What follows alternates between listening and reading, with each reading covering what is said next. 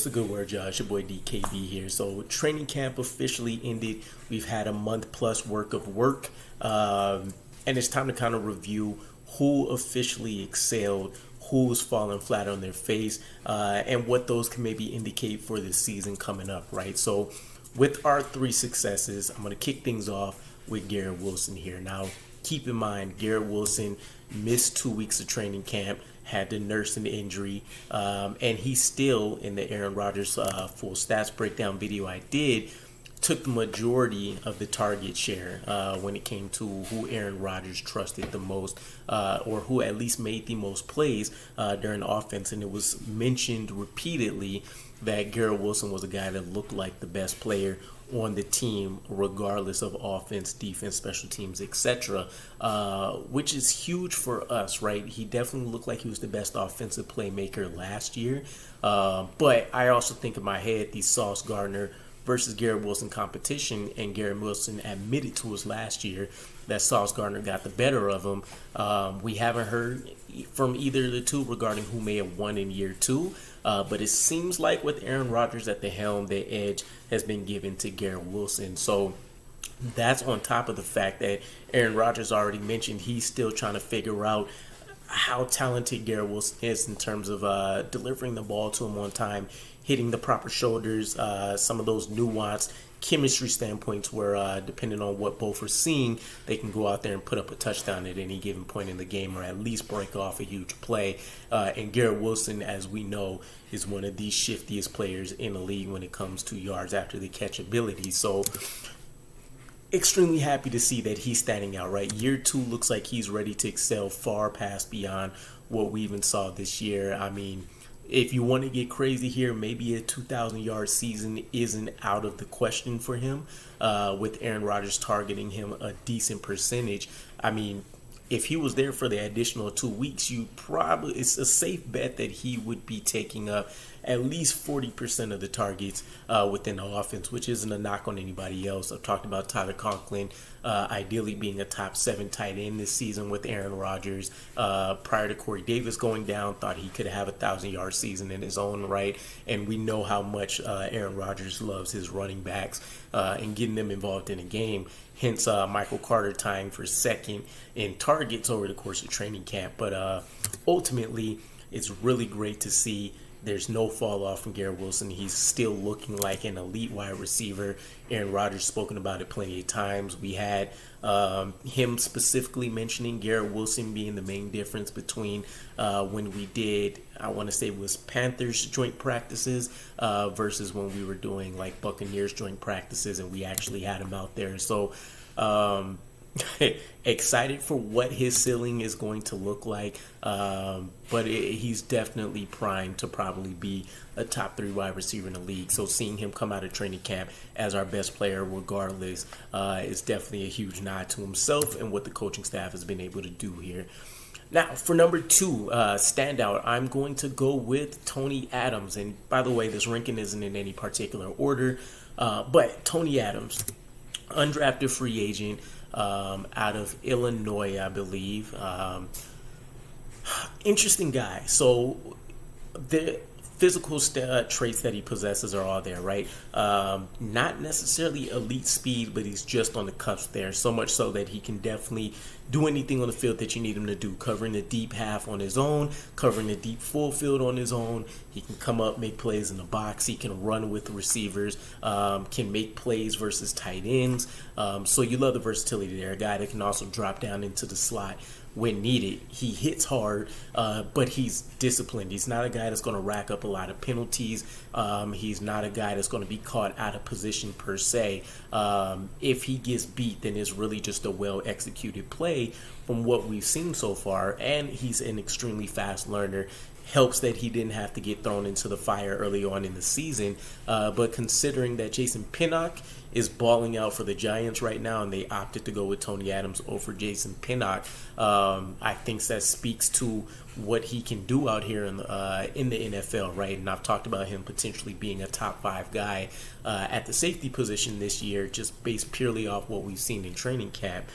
Now, when we get to the nitty-gritty of things, this is the biggest projection on the roster regardless of position, because We got, I want to say it was 4 games out of him last year. We didn't see a whole ton of stuff, right? Short tackler, minimized a lot of plays, didn't get blown up in coverage assignments last year, and that's pretty much the best takeaways that we have. This season, though, training camp versus Aaron Rodgers, and everybody has seen a complete difference in what this secondary unit looks like with him patrolling the backfield. He's forcing turnovers. He's doing it in multiple ways. He's racking up forced fumbles. He's getting interceptions, and he's breaking up passes that relatively he shouldn't be able to make.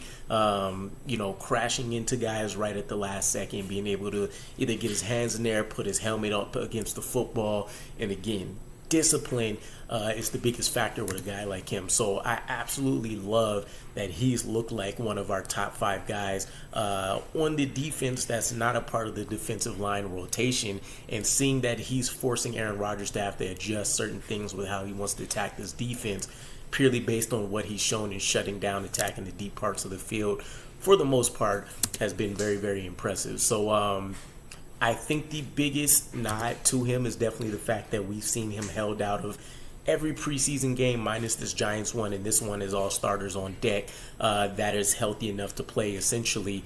And so there's really no certainty that this guy is locked down the starting free safety position, beating out the veteran Adrian Amos. And I can't wait to see what he does against this Giants, especially considering Daniel Jones has looked pretty excellent this preseason. So if they choose to want to try to attack, it'll be nice to see if he can transition what he's done in training camp to what he's done, to what he will do in this preseason game. For what it's worth, though, he's made the same amount of plays, if not more, when we had our joint practices against the Panthers and the Buccaneers. So, final standout, I'm going to go with Jermaine Johnson here. Jermaine Johnson looks like he's on another level, right? We took him in year 1, back half of the first round after trading up again, with the hopes that he can become one of those elite tier edge rushers, and it was a huge projection. I was a guy that didn't love him in the top 10 because I didn't think that he really had a pass rush plan or repertoire of moves, really understood how to adjust to what tackles were doing against him to minimize his speed, his impact, and explosion. This year, he's bulked up. He still looked explosive. He looks like he might even be a tad bit quicker. He's keeping up in drills with the likes of Will McDonald, with the likes of Bryce Huff, and he's a good deal heavier than them. And to be honest, he's looked like potentially our best pass rusher that's not named Bryce Huff this season. It was very unexpected, at least this much of a developmental jump from him, because he came in and I knew he was going to be a stalwart in run defense based on what we've seen between his time in Georgia, Florida State. SEC trained guys generally, come in with a particular skill set up their sleeve that they can count on in the NFL. He's mentioned as well he hasn't been excited about what he did his rookie year, right?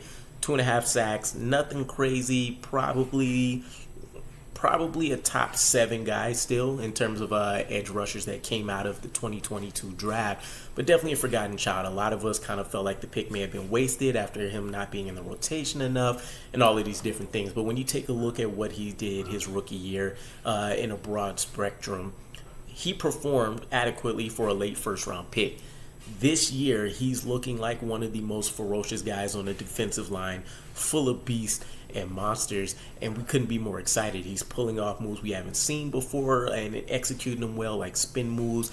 He has his rip that's been working more, and he's just been dominating his opponent across from him. Now, it's been easier in training camp with us since he's mostly been facing Max Mitchell and Billy Turner, but we've seen him go out and put on some real work, of course, in the preseason game, and I want to say he played the Panthers, and then, of course, when we had the joint practices as well, and he's still going out there and dominating, and everybody on the team has spoken about him to some degree. Robert Saleh, Jeff Ulbrich, we have Quinnen Williams, Sauce Gardner, various guys, CJ Mosley stepping up to say how much improved and how much of a disaster he's causing for offensive lines across from him.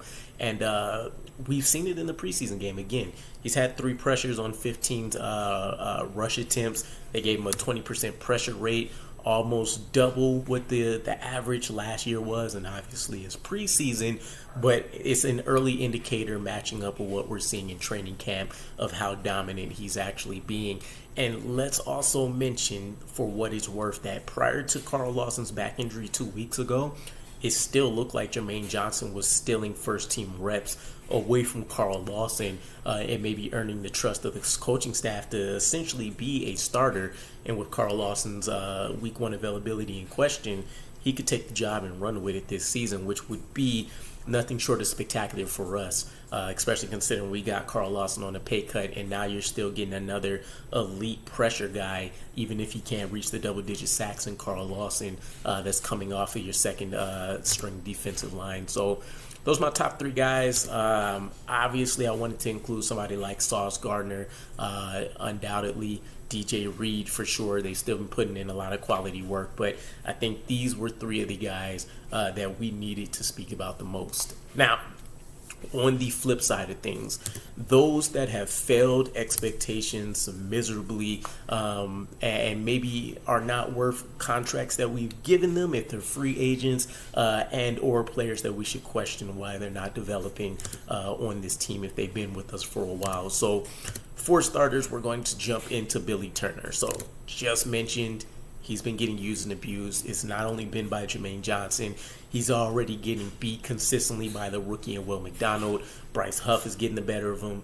Basically, if you're lining up on the opposite side of Billy Turner, there's a high chance that you're going to look like a stalwart for that pass rush snap. Billy Turner hasn't been able to handle power guys. He hasn't been able to handle finesse guys. We've seen maybe 2 solid practices out of him when we first got him in the building.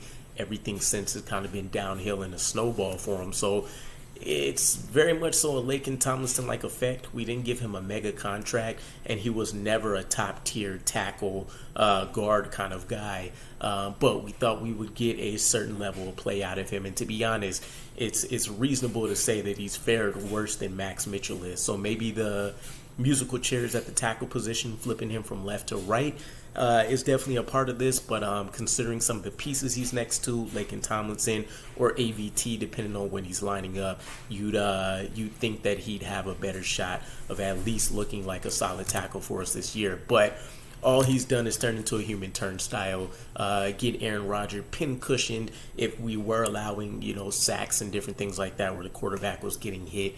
And then the joint practices didn't make him look any better, right? So he's obviously the weakest link on this line. He's a guy that I would be comfortable saying right now won't even make the 53-man roster for what it's worth. And I would say that I bet half my money that we will find a way to upgrade his specific spot, right? I'm not comfortable with him even being a backup swing tackle right now. So for some of the guys that have more versatility, let's just move on from Billy Turner, cut our losses, call it a day, right? We could have took advantage of the fire sale that the Cardinals are having and maybe still continuing to have, scooping up a guy like Josh Jones, but there's plenty of names that should pop up on the waiver wire by Tuesday when the roster cuts come as well. So next guy, we have Alan Lazard, and this one was interesting to me. I really wanted to find a different name, but Alan Lazard rings out to me only because of the Corey Davis retirement specifically. It had to bump him up a lot more because now you're literally going into the season expecting him to be a number 2 guy instead of potentially being somewhere between 2 and 4, just depending on how the target shares got broken up. Corey Davis I obviously thought was the better player, and I still love Alan Lazard's skill set. Big physical guy, can still make catches at all levels of the field, but everything we've seen from his days with the Packers coming into now is definitely still prevalent, right? He still has very iffy hands. He's had the most drop passes out of the wide receiver core. That includes our undrafted free agents. That includes the bottom of the list guys that we barely knew about, like Malik Taylor.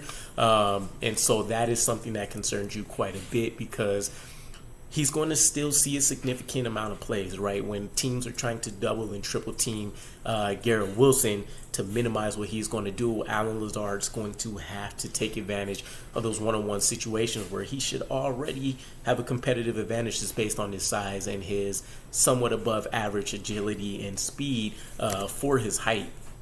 We haven't really seen that a whole lot. He's made some highlight plays for sure. He's been able to beat Sauce Gardner. He's been able to beat DJ Reed at certain times, but you haven't seen a consistent presence out of him for a guy that's getting $11 million out of us. He's missed a couple practices. Obviously, that doesn't help. Get on those jugs machines every time that you can. I look at this right now, and maybe he'll prove us wrong, but the production ultimately won't match the price tag that we paid to get him, right? This was definitely kind of an Aaron Rodgers finesse a little bit. Get his guy in the building, get him that secondary contract.